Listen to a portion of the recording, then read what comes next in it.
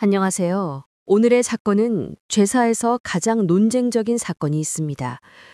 자녀 4명을 잃은 한 어머니.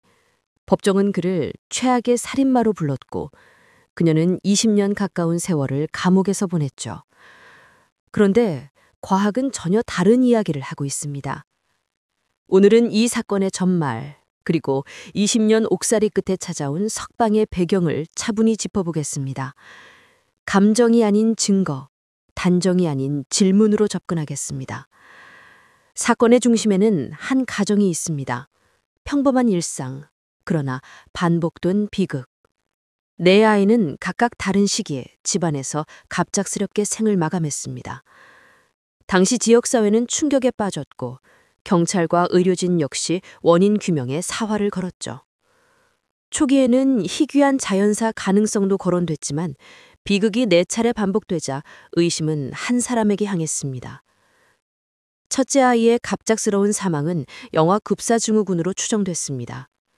둘째와 셋째도 비슷한 양상, 자다가 숨을 쉬지 않는 상태로 발견됩니다. 넷째에 이르러 우연히 4번 가능할까라는 질문이 수사와 여론의 중심으로 떠오르죠. 시점, 거주 환경, 발견 정황, 의료 기록이 뒤섞이며 패턴이란 단어가 등장합니다.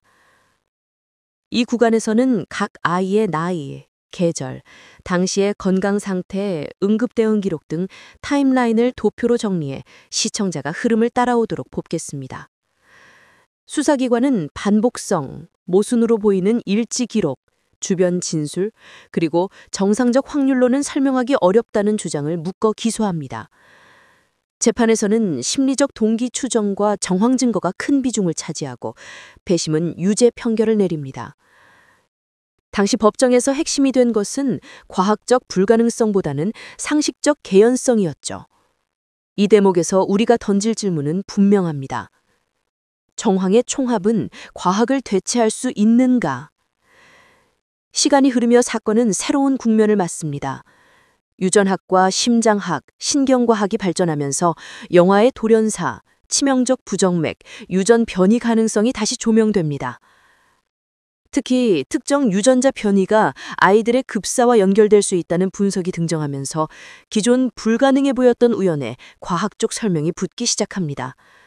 과거에는 존재하지 않았던 검사법과 데이터가 뒤늦게 문을 두드린 셈이죠. 과학의 진전이 과거 판결을 재평가하는 도화전이 되었습니다.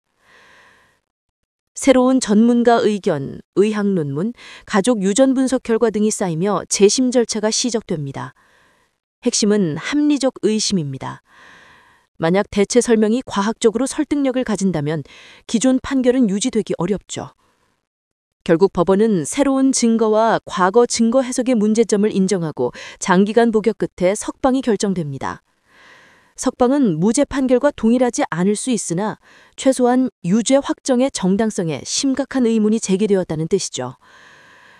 언론의 프레이밍, 최악의 살인마라는 낙인이 수사와 재판, 여론에 미친 영향, 과학의 속도, 판결이 과학의 진화 속도를 따라가지 못할 때 발생하는 비극, 피해자의 정의, 내 아이의 죽음을 제대로 이해하고 기리는 방법, 당사자 인권, 오판 가능성 속에서 한 개인이 겪은 사회적, 심리적 파장, 시스템 개선, 영아 급사 사건의 표준 수사, 부검, 유전 스크리닝 프로토콜 필요성.